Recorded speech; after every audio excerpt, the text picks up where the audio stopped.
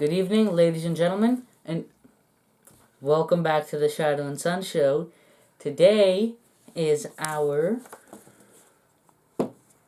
improvement review. Over the last year, that being 2021, we made some pretty significant improvements on not just our crafts, but everything we try to bring to you guys, the whole learning process.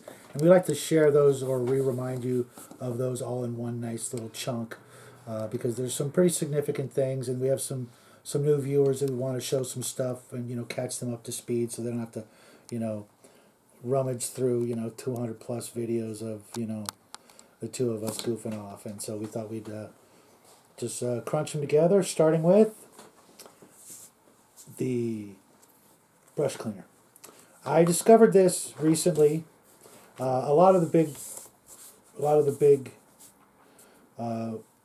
really expert painters out there have recommended this product. It's called the Masters Brush Cleaner. I believe Artist Opus uses something or hands out something like this with some of their better brushes, but it's just like a rock hard chunk of soap that's not just a soap for your brushes, but it's also like conditioner. And being a couple of long hairs, we know all about conditioner. So this has really done a lot to help clean our brushes more efficiently and keep them from bending by leaving them in a cup of some sort of goop, even though we still do that. But it also makes the brushes last a lot longer. Number two.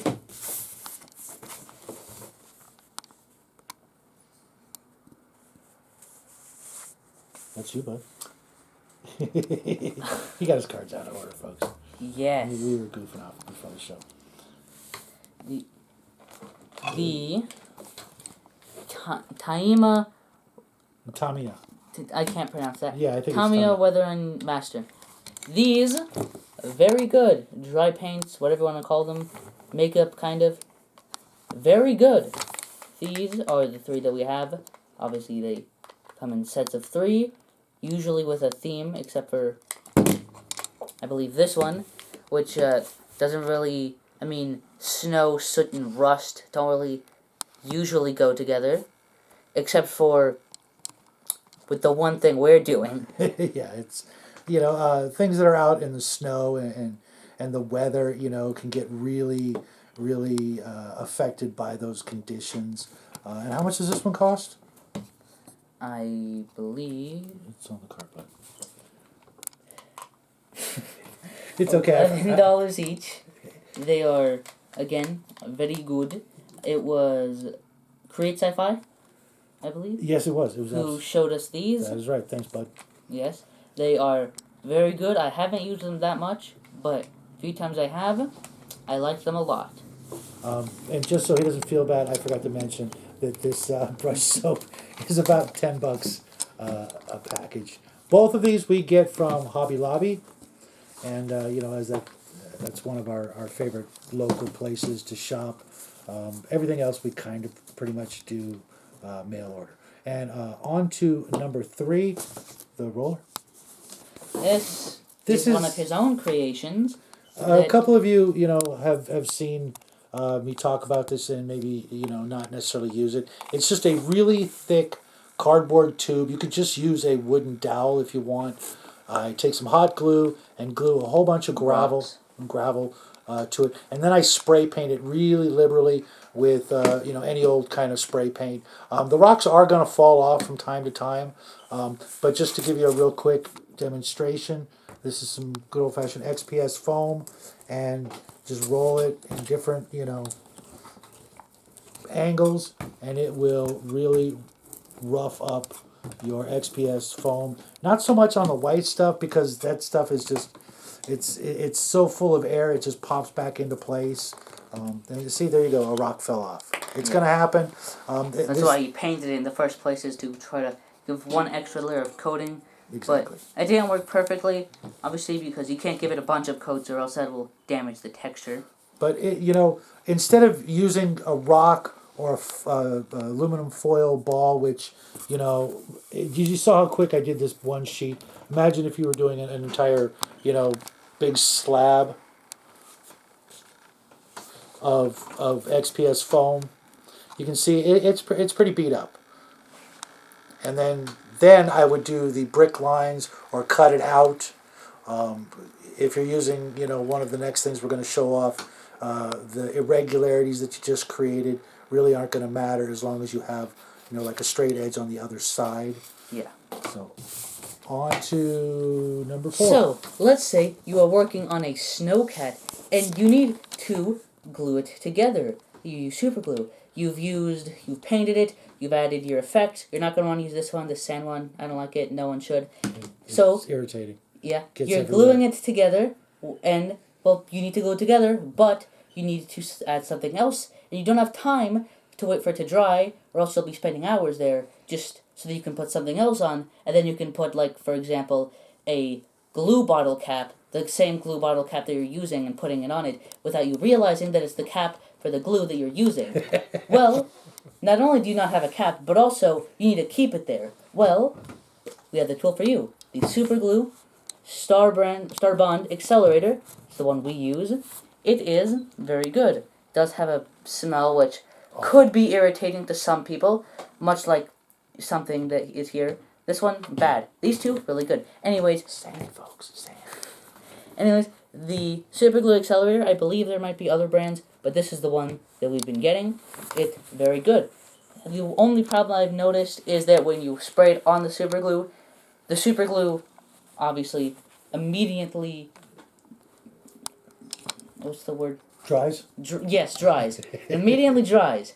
But it doesn't evaporate, doesn't sink in, which is why when you can, you do want to wait.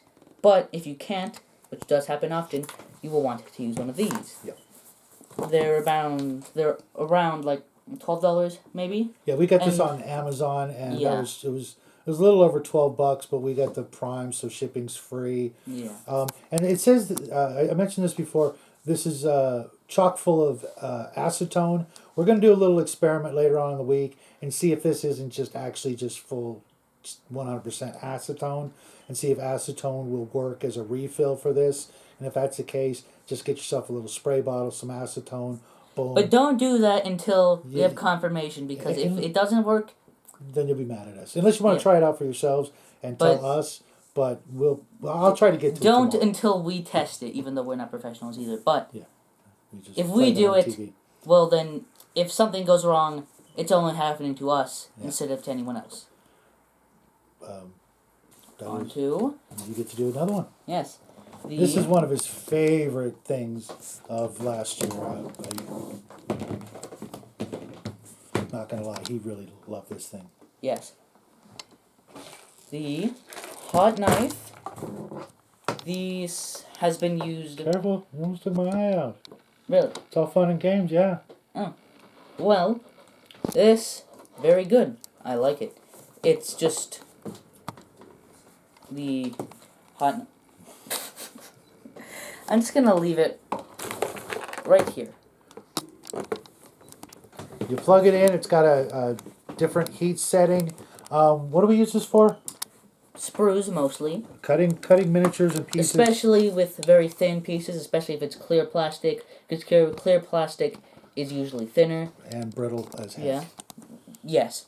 When you've got like a weapon, like a really thin rifle or a sword, or a skeleton arm. Just be really careful, not just to make sure you don't stab yourself, which I have done once, and it actually, well, I just kind of poked myself, which isn't that bad.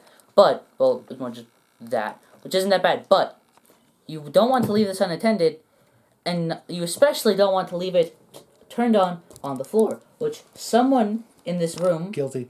have done. Yeah, because the stand that it comes with is just ridiculous. Yeah, we need to tape it, To and even then it doesn't even work says perfectly. tape the stand to the table. Yeah, it's not heavy enough to carry this. And there's other companies And that then make with this. this and the actual weight, Yeah, show of them the also the wire. other part that you got to watch out for. Where you hold it, where you can actually the rod. yes, this you need to be careful with, because this entire thing. This part right here, this heats up as well. Yes, even this I believe heats up as well. So all the metal stuff Just don't. you want to be careful with, because if you touch it, it's hot. It's gonna burn you. And obviously the entire thing is hot. So if you're cutting a sprue, you might accidentally melt a sprue in half, which I did one time, and just be careful with it. Not just because you're gonna burn yourself. But you That can happens. you can But melt you can accidentally destroy one of your miniatures. that's if- adjacent on the sprue, so you got to be Yeah. careful. Let's talk real quick about the little attachments. There's a huge number of attachments. These aren't the only ones you can get. There's different cutting edges, tools, stamps. You can do leather burning and wood burning, and let's just pop them out real quick because there's glare. But you can see there's all kinds of little tools. This is a weird looking stamp. This is a chisel edge.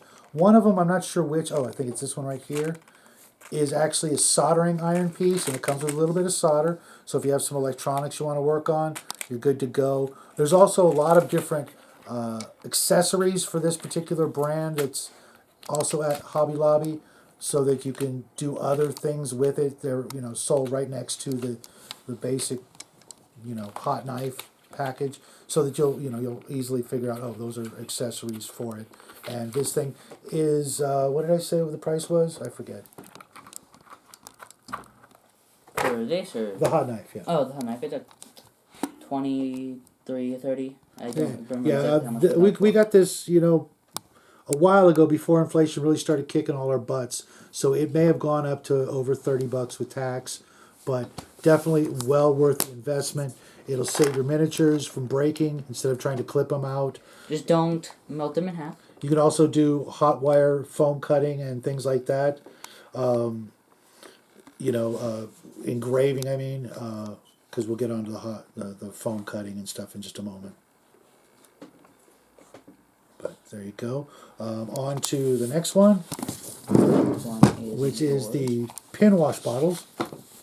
These, I haven't used them very much, so I don't really know what to say about They aside from I think I've used them once or twice. They are good. Yes. If you want to do like pin lines on vehicles, or even if you want to just do a little wash in between your bricks, or you want to do, other sorts of, really detailed washes, it's almost a surgical needle applicator tip right there. It's tiny, and if you use the right wash, especially for Dungeons and Lasers walls and things like that, where you don't want the wash all over the nice areas, you just want them in the little gaps. This is a great tool. It is actually really secure when it comes to the cap little thing there. You get, I believe, 8 bottles, 4 of the little ones, 4 of the large ones, for about $6. Everywhere I've seen them, I've got just a homemade wash in here, and the black is about all I've ever used. But when I want to go to a gray or even a white or some other color, I'll just mix it up, throw it in these bottles, use it, shake it up before you use it, and boom, you're off to the races. Now on to The flip that around the other way so you can see it. the Proxon hot wire cut that. This is the most expensive thing we bought for our crafting, other than some game boxes like Shadows of Brimstone, way back when we first started playing. But even that was a little cheaper than this. It goes for about $130. I recommend, if you're going to get one, wait until after February, because that's when all the prices of everything traditionally go down, because the holidays are over and all the big stores are looking to get money in, because all the big holidays are over. And we've both used this. It is leaps and bounds better than using any blade out there. A lot of other YouTubers made their careers on this device, and it's worth every penny. The first day we got it home, we finally figured out how to put it together, thanks to the little guy figuring out one of the more brainy details. We made a stack of bricks in about 2 minutes that went on to make almost one whole project. I think that thing up there, all the bricks that were used for that project up there Was all this. was that was our, it took seconds. It's just, the greatest thing since sliced bread.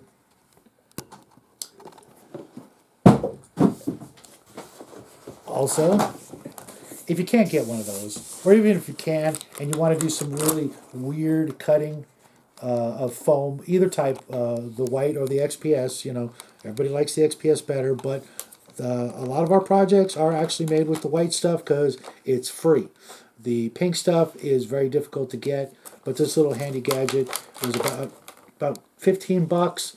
It's you got to put it together, you got to plug it in, and it's got a couple of different cutting edges, not just the wire, which isn't that much of an area to work with, but when you want to make really jagged cuts or random cuts, or you're doing like edges of a cliff or something like that, this is the way to go. It's just faster, more maneuverable, and like I said, it's got, even though it might not be as stable, right, depending on.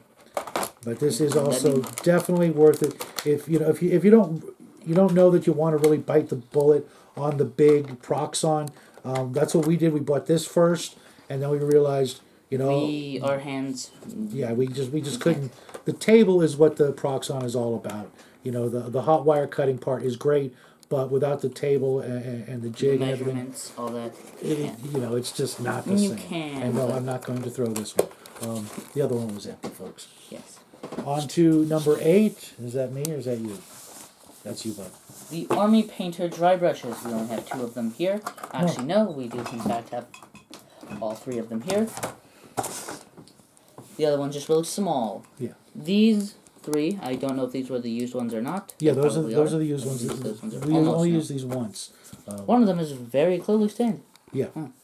That's what red paint will do. As opposed to using cheap makeup brushes, Which work, but they will very quickly fall apart. yeah, These ones. unless you never wash them. That's true. Which we wash everything. But These 3 are very good, high quality. Those cheap makeup brushes, they're good, they're cheap.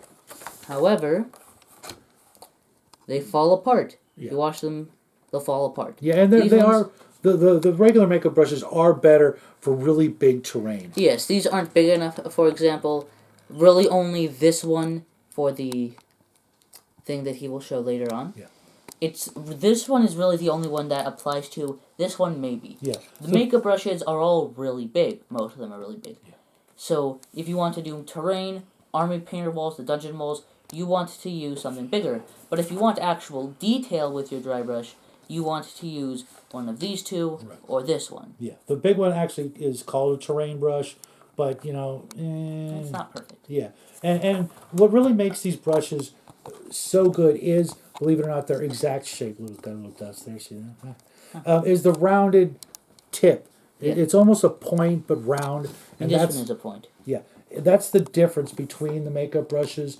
These are actually, they kind of have it going on. But they're almost flat. Yeah, a lot of them They have are a actually. slight curve up, and then they're flat. Some of them are actually just The other a thing straight is cut. the density. It may not feel like it or look like it, but these are really densely packed with bristles, and that's another aspect of making it a really good. dry brush. Yeah, you could go with Artist Opus, but for the same 3 brushes, you're going to pay $75. For these, Which not everyone is able to do. 3 of these, We aren't able to do. we originally got them at $15, but when inflation hit, they instantly went all the way up to $20 for a 3-pack. It's still worth it. I can't say enough good things about these, not just because they're Army Painter, but they're really, one of these days I'll splurge, it'll be my birthday or something. I'll grab the Artist Opus brush set, for $100, but probably not for a while. Yeah. On to number 9. That is also you. Just let it fall. Yes. Pop them out. Just to get them a good look. Yes. We've used these before. Wylocks, eye beads.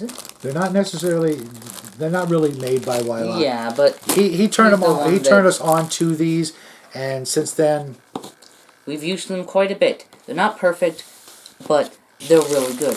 Obviously, they don't fit with everything. yeah, they're pretty big.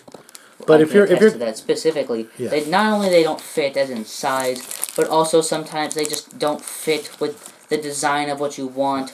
But most of the time, if you want an eye, you can't paint it. If you want a detail eye, it's very difficult to paint it. Some people obviously can. Yeah.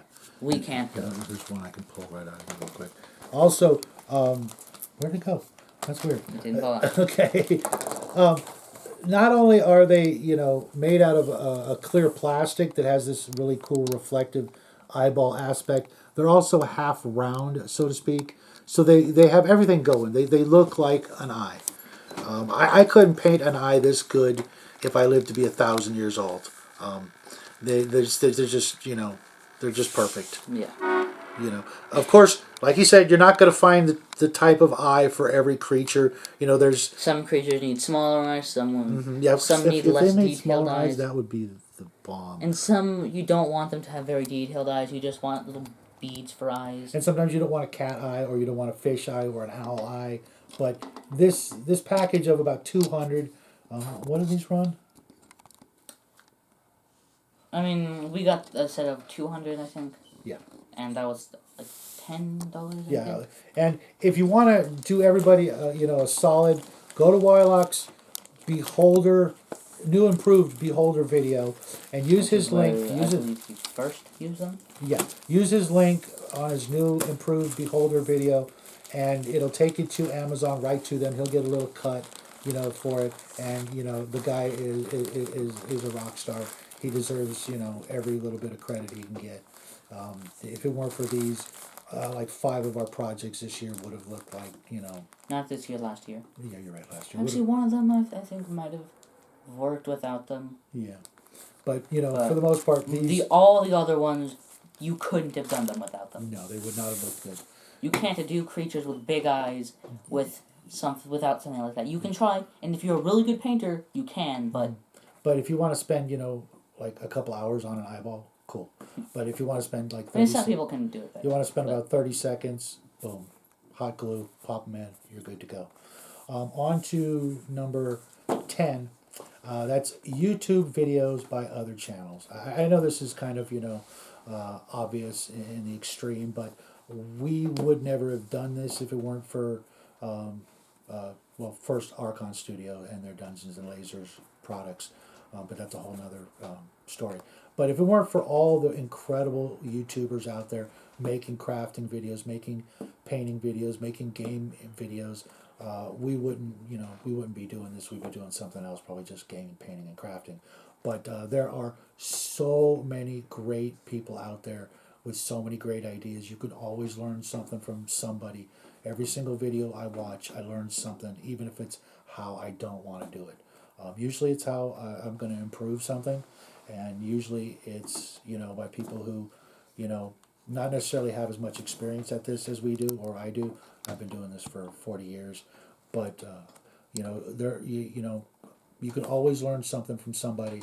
There's always great advice out there, and especially when we're talking a worldwide network of people all over the place who have different ways of doing everything. There's always something you can learn, and there's always there's great people out there that are just fun to watch. They make watching instructional videos fun, and so that would be our 10th biggest improvement, was watching a whole lot more content creators out there. We did an award show at the end of last month, thanking all of those people. And if you're interested in who we watch regularly, that's where to go.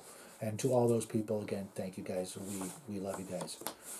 And then the last thing before we go on to one little tip for one of our new friends is also for people that just didn't get here when we actually explained it the first time, because it was a long time ago. Yeah, that would be reaching out and making friends. We've made real friendships out there. A lot of you guys have been so incredibly cool to us, and that's one of the best things about this whole YouTube thing, is meeting new people and talking to them, making friends, and developing relationships with people all over the world. I want to make a couple of quick shout outs to those people who've been instrumental in the last at least 6 months, if not year, of making this so much more fun. Never hesitate to reach out to us, comment, even if it's something snotty. It's better than staying silent. And you never know, because sometimes great friendships start out sort of on the wrong foot, if you know what I mean. But Dave Grimm, He's one of our best friends out there. Armstrong, another great guy. He's got his own channel, Mad Eye Miniatures. Check him out if you're a Gasland fan or a Warhammer 40K fan. He does some great stuff. He's a great guy. Nigel from Contrasting Hobbies. Nathan Allen, a great action figure guy. Sage Forsaken, another action figure guy. You know, we don't do a lot of action figure stuff, but we still learn stuff from them, and we still buy action figures to chop up into little tiny pieces and do horrible Dr. Mengele things with them. Of course, Broken Terrain and our friend Cal Vanoni. I'm not sure if I'm pronouncing your name, but you always have something nice to say, and you always seem like a great guy. And there's so many more, including a new friend we made today. Thanks to Grim, actually, he recommended this new YouTuber, and I hope you guys all go over and check out her channel. She's been doing this for about a year, and she's just starting out. And, you know, all the newbies, you know, they need all the help they can get, and that would be OK Miniatures. And I told her that I would show her our dry brushing technique, just because, you know, as you know, Armstrong from Mad Eye will let you know, this little tip. Saves paint. Not only does it save paint, but it also allows you to remove more of the paint because just scraping it off these soft tissues, napkins, whatever. Right. Doesn't get off as much paint. There's nothing worse than dry brushing and thinking you took off all the paint and then hit. There's still some in the middle, in the brushes in between, that you couldn't get. Yeah. So the little guy's going to show you. Here's a dry brush. I just took a piece of that XPS foam and I did the texture and I did the bricks, and it, you know, probably on the camera it just looks like a big black, you know, chunk of XPS foam. But after he, obviously this only works with caps that have a raised edge to them. It doesn't have to be a Pringles can. We got stuck around 100 of them. We haven't been getting any more. Yeah, we stopped eating Pringles like 6 months ago, huh? Yeah, which was good for us. Yes, but we still have a lot. You can use coffee lids. Really anything that's a lid with a raised edge, and you just scrape it off here. Okay. Some of it will get there, but most of it will go there, and you get enough of it until it's probably enough to where you think it's enough so that you can go back and get a decent amount of it back again. Anyways, and then you do it the regular way, this time starting off with a lot less, especially in those specific areas. Let's give it a try. Obviously, you don't waste near as much paint, and you don't get any paint. You don't get too much paint. Yeah. I'm not sure if it's easy to see just because it's better to take too much paint off than too little. And this trick also does not work so well with really small brushes. Yes, we learned that the hard way. we were practically just scraping it and not getting anything out of it. I don't like doing it in the same spot, which is why you'll sometimes see you have a ring around the entire thing of paint. Yeah, but that's not good. You can do it in the exact same spot, but I just can't for some reason. No, try it again. Okay. No rational reason. No, don't hit it up. I think you're good. Yeah.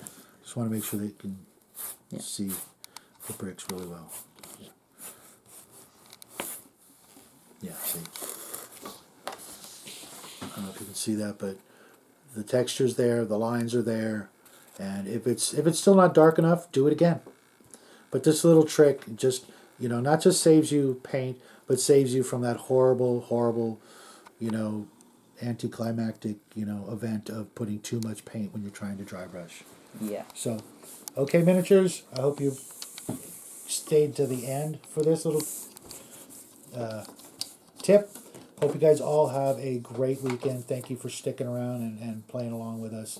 And I will be back tomorrow with a book review, and then Thursday we'll be back with a craft review. Or a craft, not a review. Yes, we're going to be reviewing crafts, because that's something most... Sorry, I meant to say a craft that he is not looking forward to. How's that? I don't remember what it is. Really? Anyways, with that said, We hope you do too enjoy all the it. time. But yes. That's about it. Thanks, folks. Have a great week. We love you guys, and we'll see you real soon. Good night. Bye, everybody.